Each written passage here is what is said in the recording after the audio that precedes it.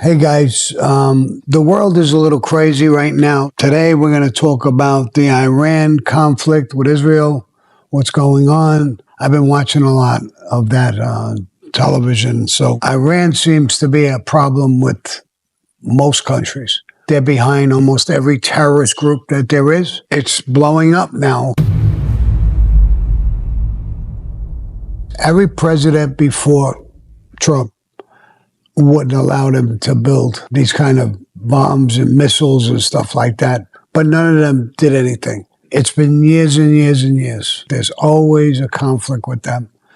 And it's not just with us. It's in different countries, different places. It's over and over again. But they always seem to be in the middle of it. They had a great country. At one time, you go back and see films of years ago, people dancing, and it almost looked like a very normal, regular country. But the leadership changed and made it very radical. Now Trump is the president, and Israel and Iran were fighting, and he stepped into it and said, you're not going to build nukes. He took action where most presidents, all presidents, didn't do anything. So this has been really going on for a long, long time. And Trump stepped to the plate and did something about it. Thank you very much. A short time ago, the U.S. military carried out massive precision strikes on the three key nuclear facilities in the Iranian regime: Fordow, Natanz, and Esfahan. Everybody heard those names for years as they built this horribly destructive enterprise. Our objective was the destruction of Iran's nuclear enrichment capacity and a stop to the nuclear threat posed by the world's #1 state sponsor of terror. Tonight, I can report to the world that the strikes were a spectacular military success. Iran's key nuclear enrichment facilities have been completely and totally obliterated. Iran, the bully of the Middle East, must now make peace. If they do not, future attacks will be far greater and a lot easier. For 40 years, Iran has been saying death to America, death to Israel. They have been killing our people, blowing off their arms, blowing off their legs with roadside bombs. That was their specialty. We lost over 1,000 people, and hundreds of thousands throughout the Middle East and around the world have died as a direct result of their hate. In particular, so many were killed by their general, Qasem Soleimani. I decided a long time ago that I would not let this happen. It will not continue. I want to thank and congratulate Prime Minister Bibi Netanyahu. We worked as a team like perhaps no team has ever worked before. And we've gone a long way to erasing this horrible threat to Israel. I want to thank the Israeli military for the wonderful job they've done. And most importantly, I want to congratulate the great American patriots who flew those magnificent machines tonight, and all of the United States military on an operation the likes of which the world has not seen in many, many decades. Hopefully, we will no longer need their services in this capacity. I hope that's so. I also want to congratulate the chairman of the Joint Chiefs of Staff, General Dan Raisen-Kane, spectacular general, and all of the brilliant military minds involved in this attack. With all of that being said, this cannot continue. There will be either peace or there will be tragedy for Iran far greater than we have witnessed over the last 8 days. Remember, there are many targets left. Tonight's was the most difficult of them all, by far, and perhaps the most lethal. But if peace does not come quickly, we will go after those other targets with precision, speed, and skill. Most of them can be taken out in a matter of minutes. There's no military in the world that could have done what we did tonight, not even close. There has never been a military that could do what took place just a little while ago. Tomorrow, General Kane, Secretary of Defense, Pete Hegseth will have a press conference at 8 a.m. at the Pentagon. And I want to just thank everybody, and in particular, God. I want to just say we love you, God, and we love our great military. Protect them. God bless the Middle East. God bless Israel, and God bless America. Thank you very much. Thank you. I think he made the right move. I think it was a great speech. He told the country exactly what was going on, their history, and he put his foot down and stopped it. Listen, they have the insight between all of these different countries. Israel's got a tremendous team in their country that could find out what's going on around the world. Other countries have the same thing. So I'm sure he knows what he's talking about. He wouldn't get up here and just exaggerate or not know what he's talking about. If you look at it, every single president before him for years and years and years has said the same exact thing. So I don't doubt what he's saying. You know, the CIA had put out a list of 4 countries that are sponsored as terrorists. That's Iran, Syria, Cuba, North Korea. And most countries agree with our assertion of what the CIA says. And everybody has, the Mossad has their own, their Israel's CIA. Different countries have their groups of spies who monitor all this stuff. Seems like those 4 countries are on everybody's list. So I think he knows what he's talking about. Like I said, I don't have access to that kind of information, but I do know that other countries do, and they're all agreeing with the same exact thing. They sponsor certain groups who are terrorists, Hezbollah, the Houthis, in different Arab countries. So when they're out there screaming death to Israel, we want to kill everybody in Israel, death to the United States, I'm sure that Israel takes that very, very serious because they've been doing this for years. They've had nukes, Russia, all these countries have had nukes for a very long time, haven't used them, nobody's used them. So, and we can't dictate to them. They already have them. It's about when you're a terrorist organization or a country that sponsors terrorists, they're not going to want you to get them, period. And there's no need for them other than killing people. They don't need nukes. The only reason that they're working on it so feverishly is that they want to fulfill their prophecy of bombing the United States, Israel, and maybe other countries. So there's a reason for them not to give it to them. There's a reason to stop it. Now, even North Korea is not a great state. They got it. Nobody bothered them. They're not using it. Thank God. And it's just enough is enough. You could only give it so much.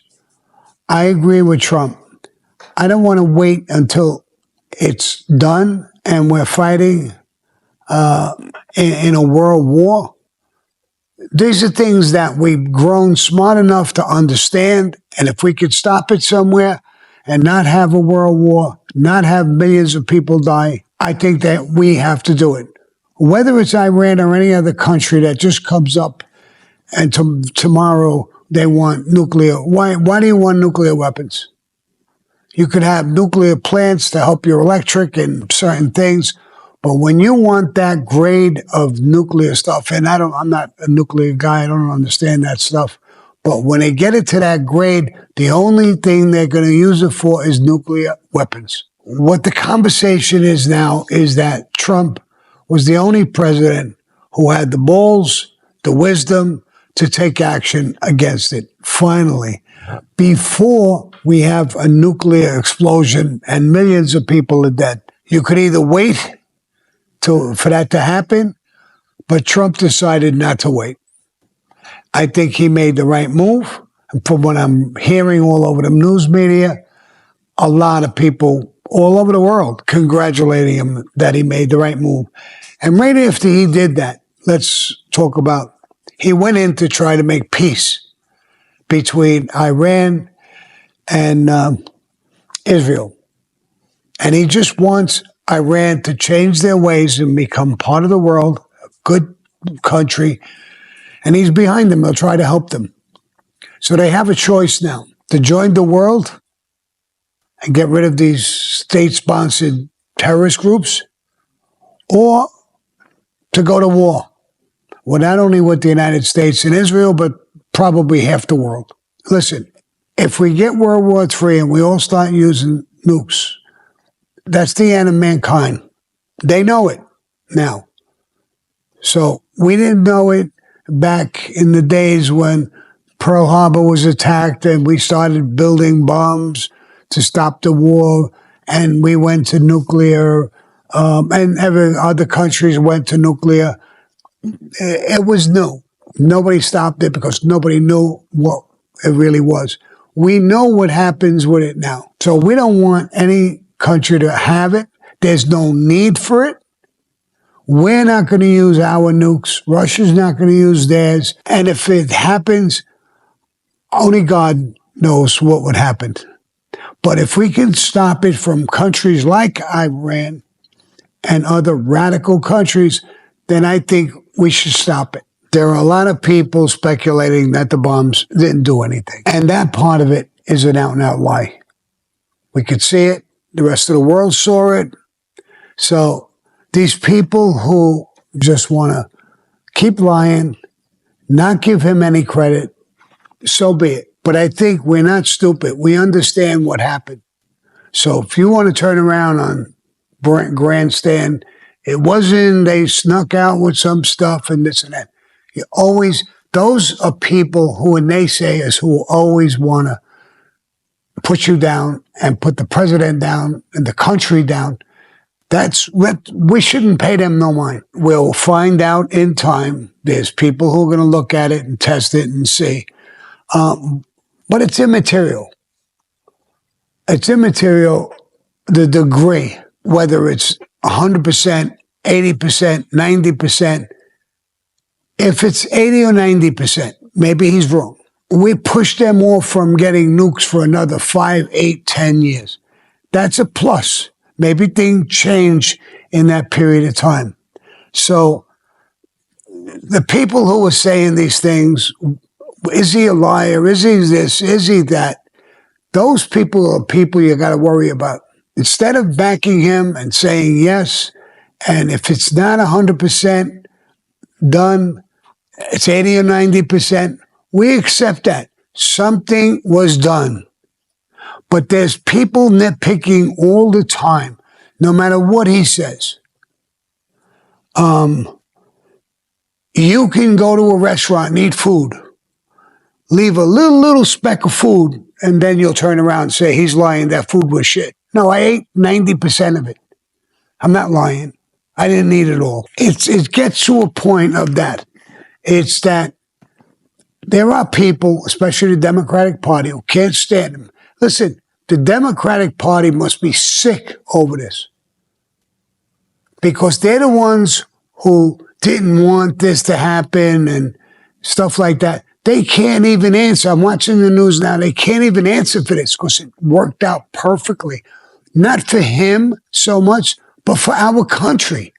Through him. You cannot deny it. You can't give him a pat on the back.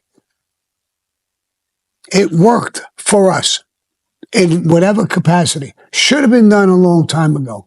Everybody's saying that. But because it happened under him, if it was a Democratic president, they'd be rooting and hollering. We did it. We saved the country. He did it. You didn't do it when you had the opportunity.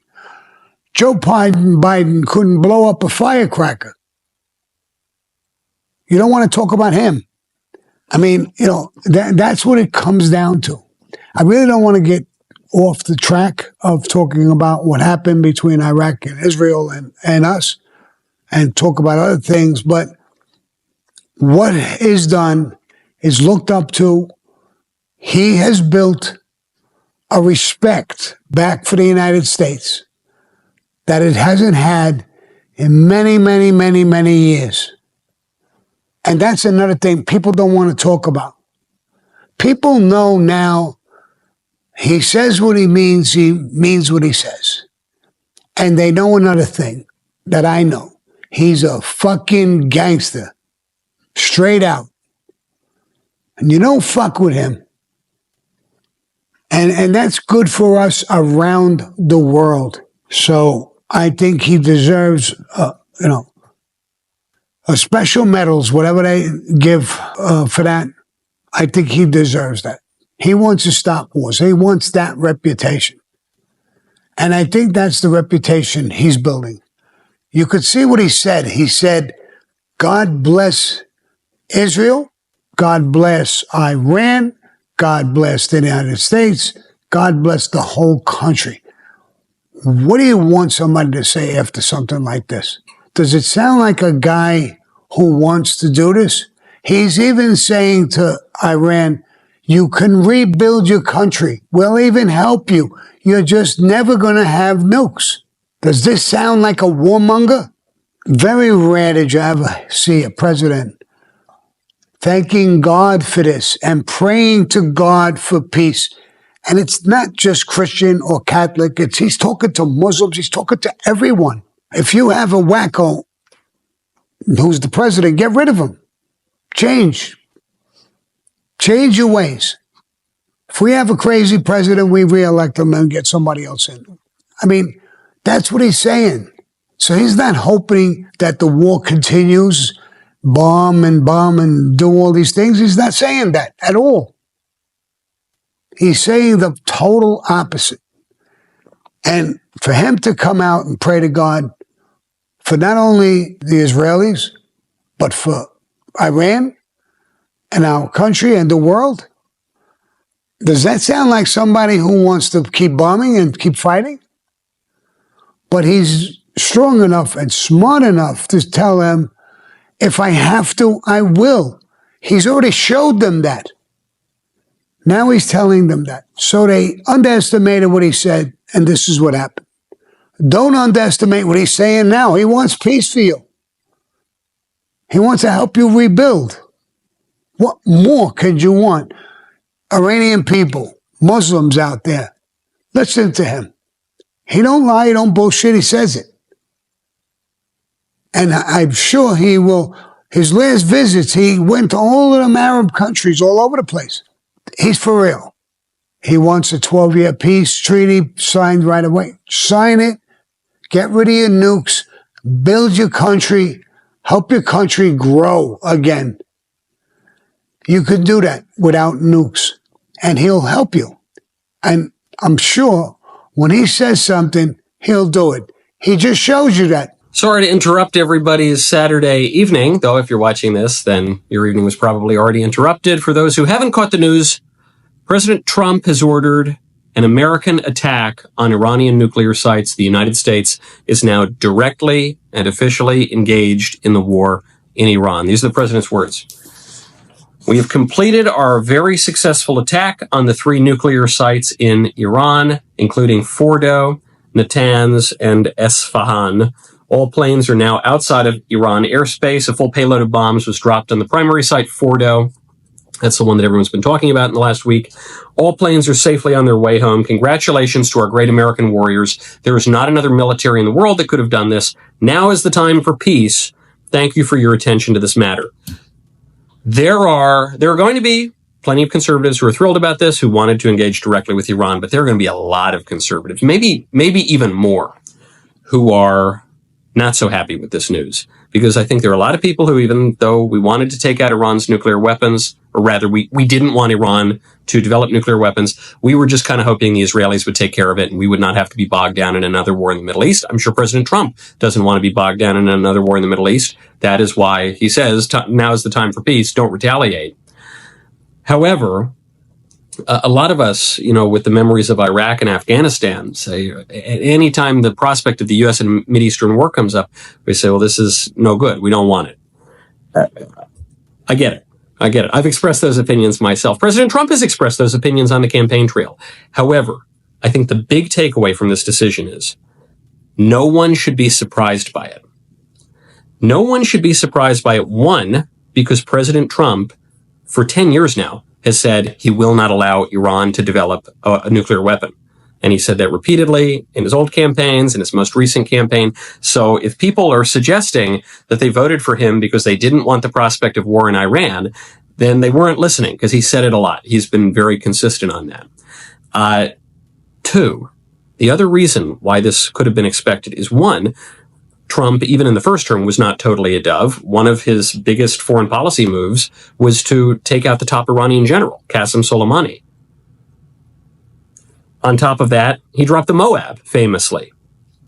But he pursued a policy that he calls peace through strength, coming from Ronald Reagan. So most of the time, he doesn't want to intervene in the affairs around the world, or most of the time, he doesn't want to intervene in the wars around the world. But in order to have the credible threat of violence, sometimes you actually have to do it. You can't just bluff all the time. But the third reason that I think people should not be surprised by this attack tonight is a little line hidden in some of the reporting that's now coming out of the Pentagon about this attack, namely the way the attack was carried out.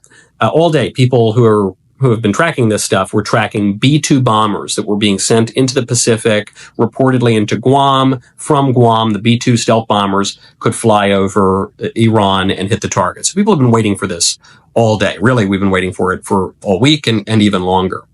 However, one little line in the reporting says that the weapons that were dropped on the Fordo facility were designed specifically with Fordo in mind. In other words, the United States has been preparing for this military action a lot longer than the past few weeks, and a lot longer than the recent war in Israel and the Middle East, and a lot longer than this Trump administration, and maybe a lot longer even than the first Trump administration, because we discovered the Fordo facility in 2009. Or earlier. It came to the international attention in 2009. U.S. intelligence probably knew of it much, much earlier than that. Which is why, whatever you feel about this, I think people are totally right to have trepidation about the United States becoming directly involved in another war in the Middle East. I share that concern. I don't know that, I'm not one of the people who is jubilant tonight. I'm glad that the American servicemen are now out of Iranian airspace. I'm glad that Iran will not develop a nuclear weapon anytime soon. I'm glad that President Trump launched a successful military operation. But I'm not dancing for joy in the streets here. I have a lot of trepidation about what comes next.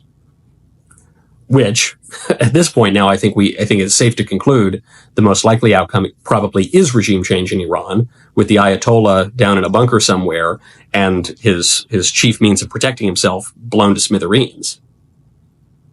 But I'm not shocked. I'm not surprised. I'm not pulling my hair out or anything like that. I usually am not in politics, because if you're paying attention, you see how these things are going. President Trump has been signaling for weeks at this point that he was prepared to use military action, but this goes deeper than Trump. There are grand strategic operations and objectives that are in place much longer than any one administration. And we can bewail that, and we can lament that, and we can say that's undemocratic, but that's how nations operate.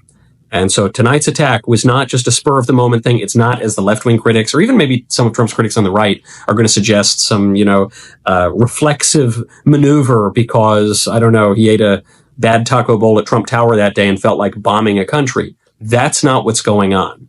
The attack this evening has been in the works for a very, very long time. It is in line, it happens to be in line with President Trump's strategic vision, and it doesn't really come as much surprise. What comes next is another matter. President Trump will be addressing the nation tonight, so that's all for now. We'll see what President Trump has to say momentarily. I think he's 100% right. This has been planned quite a while. This has been in Trump's head for years and years and years, like he said. I mean, I'm even surprised how good of a planner he is. He deceived him, Iran, and he deceived everybody else. And that's what you're supposed to do. A surprise attack. The military carried it out. We have no casualties. The planes got back safe. That's what he's supposed to do. Now, a guy like that, like I said, is that other country would say, when he talks, you better be careful because he's could carry out things that he's talking about. And that's what he did. And he shocked everybody. I was in the military. Things are planned out. So this has been planned out. But you're not going to expect him to say, I'm planning this. Tomorrow morning I'll do this. It's insanity. If people are saying that, it's insanity. This has been going on a high level a long time with Trump And before Trump, it doesn't mean we're at war with Iran. He's telling them point blank. He didn't even try to bomb the rest of the country. Not one person, I don't think, was killed unless you were in those plans. And I don't even know if there was anybody in them. But he specifically did this so precise. He didn't hurt no civilians, no civilian cities or towns. He could have, but he didn't. So he's sending them a message. You make a move now, then I'm going to go further with you guys. They better heed that warning. I'm sure they do. Do I think this could lead us into a war with Iran? Of course it could. But we could have a war now, or we could have a war later after they put a nuclear bomb in Israel or a nuclear bomb in New York City. When do you want this war to start? After they throw the first punch? I don't think so. This is a good time to start it. This is a good time to stop it. And that's it, as far as I'm concerned. I look at it this way. A big guy is walking over. I know he's going to hit me. He's nasty. He's vicious. He's coming over. He's about to hit me. He's standing right in front of me. I see him tightening up, ready to throw a punch. I'm going to kick him in his balls. I'm not going to wait for him to hit me. And that's just what Trump did. But we are definitely not at war with Iran. I believe he said that over and over again, and I believe him. Nobody wants to go and do something in a country that is very, very powerful. It's just common sense. Because they retaliate. Who wants to go into Russia, some small country, go to Russia to war with them and start the war? You don't want to do that. Japan did that in Pearl Harbor. They came in, they started the war. They bombed Pearl Harbor, killed hundreds and hundreds of our people, sunk ships, did all kinds of stuff. What happened to Japan? They were destroyed. That's strength. Now, does anybody want to do that again to the United States? I don't think so. It's never happened again. Peace through strength. You know somebody's strong or a country is strong and they will retaliate. They have a president like Trump. You don't really want to attack this country. Does Mexico or Canada want to stand by the border and shoot some missiles in? Cuba or anybody? No. They'd have to be completely out of their mind because we would retaliate, and we're very powerful and we have very powerful leaders. It would be the biggest mistake, not only for them, but for their people in their country. And people are not this stupid. Leaders around the world must be looking at this and saying, wow, look what he did. The middle of the night, flew planes out of the United States all the way across to Iran, filling them with fuel in the midair, and then flew them back. Look at the capabilities these people have. Look at the bombs they have, these big... Listen, he showed our strength. He threw a left hook. He didn't throw a right or kick yet or nothing, what we actually could do. And that's peace through strength. People understand that. They know it. They fear it. You could say whatever you want to say about Trump, whether you like him, you dislike him, but you got to fear him and our country. And they respect us.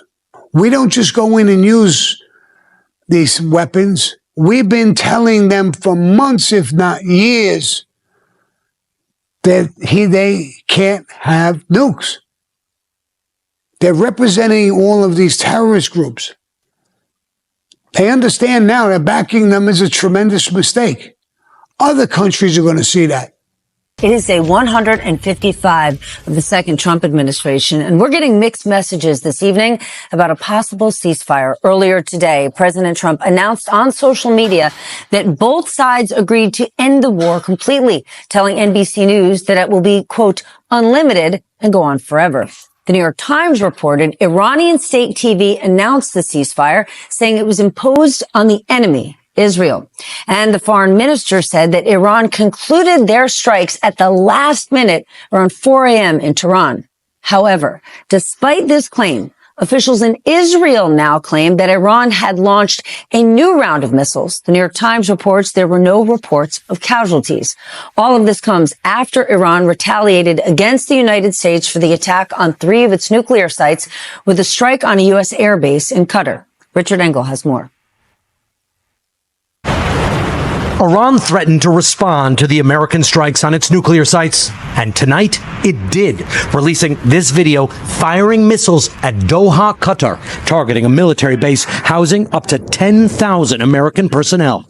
Air defense systems immediately lit up the sky over the sprawling Al Udeid airbase. Tonight, Qatar says it successfully thwarted the Iranian attack, which it strongly condemned. A senior Qatari official telling NBC News Qatar was expecting the attack. Hours earlier, Qatar closed its airspace, and Americans in the country were told to shelter in place. The Iranian attack appears to have been largely symbolic. Israel's attacks on Iran are certainly not. Israel is stepping up its strikes inside Iran and expanding the kind of targets it's hitting. Israel today blowing open the gates of the Evin prison. Human rights groups say Iran is holding hundreds of political prisoners there. For critics, the prison is a major symbol of the Iranian regime's repression. And Iran isn't holding back against Israel either.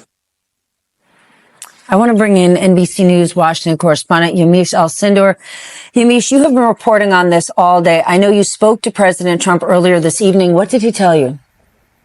That's right. Well, in my interview with President Trump, he told me that he believes this ceasefire is unlimited and that it will go on forever. I asked the president specifically whether or not he thought that Iran and Israel would really be able to hold this, because there was this question of whether or not this could last hours. And the president said he doesn't think that either of these countries will be shooting at each other ever again. So that's the president taking this victory lap, saying that he negotiated this deal between these two countries. The president also saying that it was a wonderful ceasefire and also a wonderful day for the Middle East. The president also saying that there were too many people dying and that the Middle East was essentially going to be brought to too much chaos and that this confrontation needed to come to an end. Of course, as you laid out, the Iranian foreign minister is saying that there is no ceasefire, but at the same time, he's saying if Israel does not have any more strikes against Iran, that Iran will also not take action. So even if he's saying there's no actual agreement, what you're hearing there is this sort of idea that both countries are going to stop with these aggressions. And of course, we knew that this was an escalating situation. The president and the White House continuing to double down on the idea that there is a ceasefire that was brokered. We also have some reporting on who was involved in this negotiation, because the president spent the whole day in the Situation Room. I was also told by White House officials that Vice President Vance, as well as Steve Witkoff, who was a top aide to President Trump, as well as Secretary of State Marco Rubio, that they were all back channeling directly and indirectly with Iranian officials. So this is really a full day of officials talking to each other. And again, President Trump saying that he believes this ceasefire will hold forever, Stephanie. Yamiche, thank you so much. I want to bring in our leadoff panel and dig even further. Susan Glasser is here, staff writer for The New Yorker. Dave Weigel joins us, political reporter for Semaphore, and retired 4-star U.S. Army General Barry McCaffrey, a decorated combat veteran of Vietnam and a former battlefield commander in the Persian Gulf. General McCaffrey, what is your assessment of where things stand right now? And I realize it's somewhat of a complicated question, given all the mixed messages we're getting right now. Well, look, the good news is apparently we have a ceasefire. It may be shaky, but it means the killing on both sides will stop for now. This has been an unbelievable week. The Iranians essentially had dug themselves into a deep hole. Their air defense systems have been largely shattered. They were running out of offensive missiles. Their options, both military and political, were dim. They have no allies. They have an unstable population that despises them, particularly the half of them that are women. And they have lost their proxies on the battlefield. So they had great incentive to get out of this hole. The Israelis have done major damage to Iran. they were also running out of defensive missiles, and they're taking a severe pummeling from not around 1,000 killed and wounded, but terrible damage to infrastructure. So both sides really wanted out. And then finally, I think we probably should believe that there's been substantial damage done to the Iranian nuclear program. These are multi-billion-dollar facilities that were struck, and undoubtedly the centrifuges at least were damaged. It does not in any way stop the Iranian nuclear power program. They undoubtedly moved their 900 pounds of HEU material to other locations. The scientists are still there. So this won't be over until Iran agrees to negotiate, give up their quest for a nuclear weapon, and accept arms control monitoring. That's the solution. And do you believe we're in a better position tonight to make that negotiation happen? Yes, no question. That's not to say, look, it's been a 30-year program by the Iranians to develop a nuclear weapon. They're going to try and weasel their way out of this any way they can. They're very bright people. They have a deep scientific bench. They're very courageous people. The Ayatollah still has the forces of repression. We got to remember, this is an abhorrent regime, feared by the Sunni Arab nations, Saudi Arabia, Gulf Coast states, Egypt, Jordan. So they're in trouble. But I think at the end of the day, some good will come out of this. One can only hope. Susan, the president told NBC News that he expects this ceasefire to last forever. What is your take? Because things boil over easily in this region.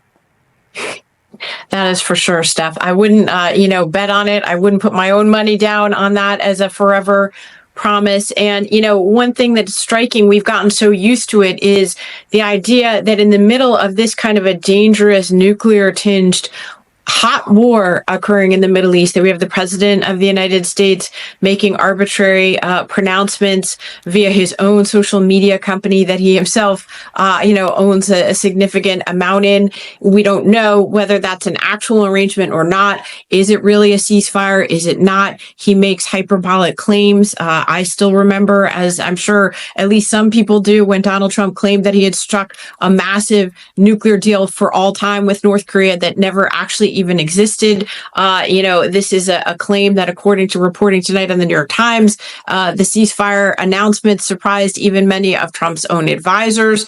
There are, as you know, claims after the announcement was made by both Israel and Iran that hostilities were continuing. So, as the general said, let's hope that we're reaching the end of this hot war phase. But there are so many questions. Obviously, this is not an end to what has been a decades-long standoff between Israel and Iran. And let's remember that Iran has been literally committed to the idea that Israel doesn't have the right to exist as a state. It has been one of the organizing principles of the Islamic Republic, is to say that it is dedicated to the eradication of Israel as an entity. I don't think that's going away because of a tweet tonight, or I should say a Truth Social posting.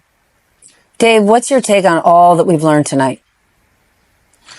Well, Donald Trump has learned from experience from his first term a strategy for dealing with conflict in the Middle East. It's one, listen very closely to Israel. Two, act and think the worst case scenario that's being predicted won't happen. I'm not saying that's always going to happen. I'm saying that's what's happened to Donald Trump. And so in this last week, he had a lot of backfire from people in the MAGA movement, influential commentators, warning that any strike on Iran was going to lead to a land invasion, a third world war, etc. Tulsi Gabbard used to talk like that. But this ended up in the short term more like the warnings that moving the U.S. embassy to Jerusalem was going to lead to some conflagration in the Middle East, or that the strike on Soleimani in 2020 was going to lead to something wider. The lesson that has been taken by this foreign policy circle is when Trump is bold, when Trump acts quickly, the worst predictions do not happen. Now, that could lead to hubris and bad decisions in the future. All this, backing up a bit, all this is a way to deny a nuclear weapons program to a country that before Trump, under Barack Obama, was in a nuclear deal. And before any of this was taking place, I was talking to Democrats who said if Trump could just get a version of the Obama nuclear deal back, named after himself, pocketed Nobel, fine. What Democrats don't don't want and MAGA Republicans don't want is any wider war with Iran. So him stopping short any outcome stopped short of a ground invasion, regime change. That was the standard that the more anti-war section of the movement was setting, and he didn't meet that standard. He didn't fall into that trap. So you're already seeing the president's supporters call this a historic win. How many Nobel Prizes can he stack up in 4 years? And this is not going as badly as the Tucker Carlsons of the world said it might.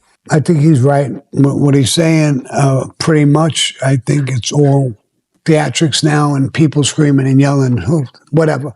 And all these people talking about what should have been, well, maybe you should have been the president of the United States before you open your mouth. You don't even know what you're talking about. So everybody could talk and say what they want to say. And some of it makes sense to me. Some of it don't. I guess, like he said, if they attacked our troops, it's a whole nother different story. They shot some missiles. I know this morning he was talking to Israel. You unloaded a whole bunch of shit. He wasn't happy with, he was giving them a little shit talk to slow it down, stop. They all fired off their stuff. And he's, again, trying to stop that. So he's not looking for a war, for a long-term situation. We could talk about all the what-ifs and what-ifs happens. If my sister had balls, she'd be my brother. There's so many fucking things that could happen. I don't know if they can happen, but more or less, I think he's fairly right. I don't care about some left-wing person who wants to scream and yell, he's starting a war, he's doing that. Fuck them. I don't even want to hear them. I'm not interested in them whatsoever. I know one thing. Iran sent one of their spokespeople to Russia to speak to Putin. Now, that's a powerful country, dangerous country. They got a lot of nukes. They asked for help. And Putin told them openly, it's not my war. Take a fucking walk. He threw them out. That's something I was worried about. They were going to close this waterway. China gets their shipping and their oil through there. China had a shit fit with Iran. Don't close that fucking waterway. Iran is not getting any help from any of the major players. That's when you got to be scared or worry. If Russia got involved, or if China got involved. And let's look at this. The past administration was fucking with Russia for 4 years straight, sending guns, missiles, bombs, money over Ukraine.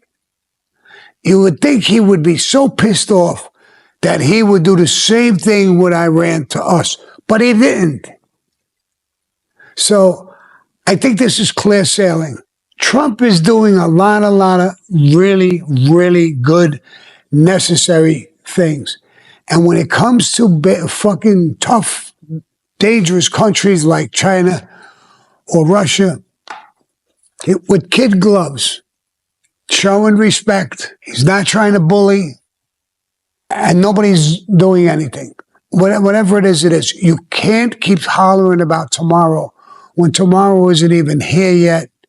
It didn't happen. You, by doing what you're doing, are more dangerous. You almost sound like a terrorist group screaming for Iran's help Iran. What the fuck are you even talking about? What country do you belong in? Maybe those people should go to Iran and stay there. And they're not even Iranians. They belong here. Whether you're a Democrat or a Republican or an independent, we have to be on the same side. There's strength in unity and in numbers. We have to stick together, not stand there and mouth off and this and that and do things. You're hurting your own country. The problem is, I think some of those people know it, but we shouldn't listen. Anybody could pose a threat, whether it's Israel, you people opening their mouths, anybody. Israel, they hate each other. They've been killing each other. There have been things going on for years. So when he's getting in the middle, it's not just a bullshit argument. This is hate for years. So I think he will have some control over Israel. Israel does not want to lose his backing. And Trump, if he tells them, stop, or I will pull out, they'll stop on a dime. And if they don't, then they're just as stupid as Iran. And you never know where these bombs are going to end, what damage they're going to do, and who's going to retaliate, and how you're going to feel about it. But this has all got to stop. All this fucking chatter, all this bullshit. Let's just give it time to breathe and work itself out. So opinions, they're like assholes. Everybody's got one. All this chatter, all this stuff only instigates it and makes you look. You're going to talk against Iran, make them look bad. They might do something just to try to make themselves look good, and vice versa. Israel has people who are hostages with some of these groups. These reporters, I think you just can't give them, if they don't have the right news, they just keep going because that's their job. And they want to look good, and I know this, and I know. You know shit. You don't know nothing. You may embarrass a country or force a country to do something. Back up. Just say what the president said. There's a peace. They're talking peace. Let's all hail the peace coming in. Stop with all these opinions. And this weekend was just insane. Honestly, I feel like we're watching a show. I really do believe that we're watching a show. I think the CIA thinks we're so stupid. Like I said before, 9/11, Generation 9/11, we've grown up and we know this script. We've seen this show and we know how it's going to end. And they just spent so much time gaslighting us. Like the moment that Matthew Crooks, the scrawny looking white boy from Pennsylvania, got on that roof and attempted to murder Donald Trump, attempted to assassinate Donald Trump. Okay. And the deep state came out with a narrative that he was somehow linked with Iran. That kid, Matthew Crooks, linked with Iran. I said, okay, we're going to war with Iran. That's it. You got to have the false flag. And they let you know that is the new enemy. And we said, no, calm down. They said, calm down, you conspiracy theorists. That's not true. War with Iran. And then when Bibi Netanyahu decided to strike Iran, yeah, that was it. It was over. Our troops are going to be involved immediately, we said. And they said, that is absolutely not false. We're not getting involved in that conflict. The favorite thing that they always say is Israel can defend itself. Israel can defend itself. It just never does. That's the only thing. It never does because it actually can't, which begs the question that if you're a nation and you can't defend yourself, are you even a nation? If you have to rely on the might of another nation, on the tax dollars of another nation, why do you even qualify as being a nation? If might makes right. That's a question that we can ask another day. Anyways. I don't think that's true. I think we do. They're a small nation. If we have any religion, I have a lot of religious background to Christians, Catholics, and people around the world. And there's always been a big brother. There's always been somebody taking care of somebody. What's the UN? If our argument is good, then why do we need a UN? Let the countries just duke it out and battle it out. Because sometimes you get an aggressive leader in a bigger country, more powerful country, picking on a smaller country, and you get involved. I could be walking down the street and see some guy bothering some young girl or something. Why would I stick my nose in and try to help her get out of the situation? I'm wrong to do that? It's a way of life. When a ship is sinking, what do? Save the women and children. Why have all of these things come about? Then they don't belong? We shouldn't have that. When the ship is sinking, fuck the women and children and let me get off this boat. No, it's normal that people do this. Countries do that. If we let these things slide and we never stick our 2 cents in, then we don't need a UN. We don't need small countries. We bully them. We take them. We take their children, rape their women. We do whatever the fuck we want. I don't understand that logic. I like Candace Owen a lot. I have tremendous respect for her. But I think in this case, she's totally wrong. Now we got this directly from the president on Truth Social. He wrote, "We have completed our very successful attack on the 3 nuclear sites in Iran, including Fordo, Natanz, and Esfahan. All planes are now outside of Iranian airspace. A full payload of bombs was dropped on the primary site, Fordo. All planes are safely on their way home. Congratulations to our great American warriors. There is not another military in the world that could have done this. Now is the time for peace. Thank you for your attention to this matter. Now is the time for peace." That's what I mean, obviously, that is usually, if I'm trying to achieve peace, dropping bombs on people is usually the way to go. It's like, beat them to a pulp and then call for peace, because that makes so much sense. That's ridiculous, obviously. And immediately, MAGA began to revolt, because what were all of these promises? No new wars, we said, right? No new wars was one of the early campaign promises, dating back to 2015. When people jumped onto the Trump train, it was because there was this vision of the forgotten man. We're so tired of being involved in these never-ending wars, being told that we're spreading democracy, and then only to come back and find that our country is in a steep decline. Okay? I see no point in that at all. Candace, I'm going to talk with you. Why weren't you concerned when all these other countries, Obama, we're talking about Iran being a terrorist country and not to allow them to have nukes? Why weren't you chirping about that?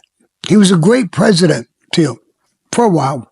And there's other presidents right down the line. Yes, he did run on that. I think he's trying to stop a potentially nuclear war. You're not going to stop Israel and them to go to bat with each other.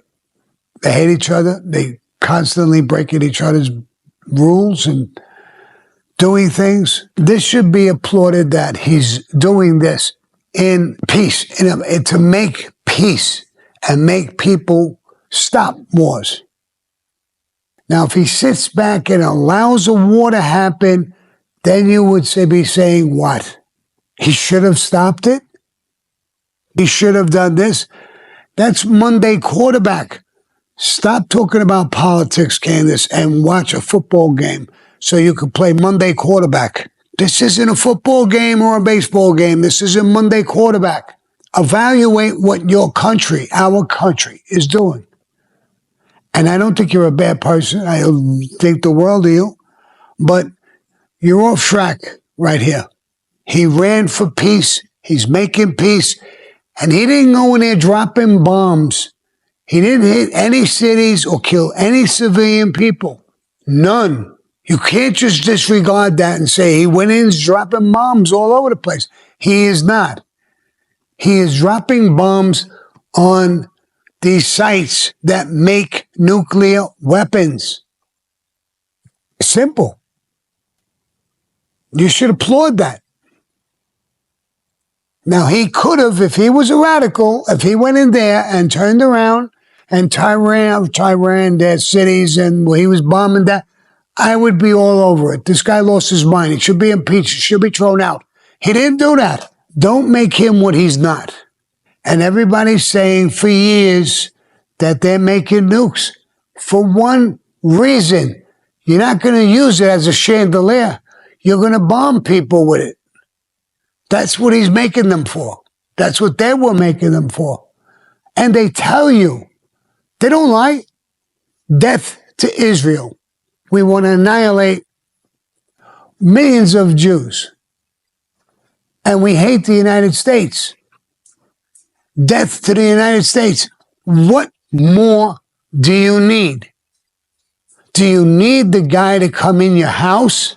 If a guy is standing outside your house, he's got guns, he's got weapons, he's got all kinds of things. He hates you, he wants to come in, he's banging on your door.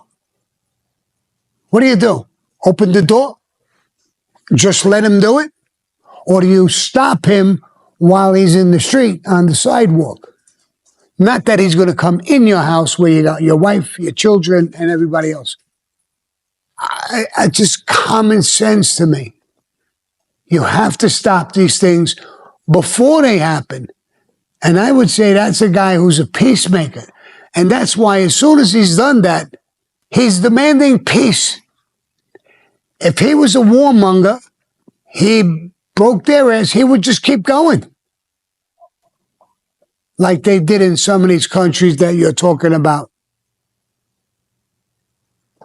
Iraq or Vietnam or any of these countries. He's not doing that. I got rid of the plants, no more nuclear war, let's have peace. That's what he's doing. I don't know how you're not following that, Candace. You're a real bright girl. I don't know how you're not following that. Let me tell you, there's a lot of people out there saying we shouldn't be involved in these countries. Let me tell you a little bit about that. It's a small world. It's a lot smaller than you think. So if their things blow up and we just mind our business, sooner or later it's coming to our shores. We have to try to stop these things. We have to try to make peace around the world. We're all men and women, approximately 8 billion fucking people. You can't just let that. We eat on each other and kill each other. We can get that 8 billion number down to 6 billion or 5 billion. Now, where do you think we fit in those numbers? You get rid of 2 or 3 billion people, we all might not be here. Our kids, our families. So no matter where this cancer is happening, you have to try and stop it. We have to save the human race. And if you don't, it will come to haunt us sooner or later. It'll come to us. It's like the prehistoric animals. They're all gone. This planet could hold so much and do so many things. And if you're eating each other and killing each other, sooner or later, we will fall apart. Their problems become our problems. I know we're more comfortable here, but we won't for a long time. Look when they opened the borders. Biden administration left 20 million people come into this country. Every single state has got problems. We should have closed the doors. We have to take care of ourselves. When you don't care, let's just open the doors. Let's not do nothing. Our crime rate in every city or every state in the United States is up. There's never been so many rapes, child molestations, all kinds of things. Shootings, riots. Look what we're looking at. You cannot disregard these things. You have to stop those things in their tracks. Whether it's that I'm talking about now, or things that are going on in other countries. When there's wars like that, don't you think millions of people will flee looking for safety? They'll wind up here. You think they're all normal people? Candace, I think the world, I love you, baby, but you're so far off track here. Bye-bye. I'm going to close it up now, and God bless this country. I hope God blesses Trump and guides him in the right direction, and I hope that peace comes throughout the whole world. I'm a born-again Christian now. I believe in God, and I hope God does the right thing and guides all of us into the right path. So, guys, again, if you want to see more of me and hear more of me, don't forget, subscribe, press like, and I'll see you soon. Adios, motherfuckers.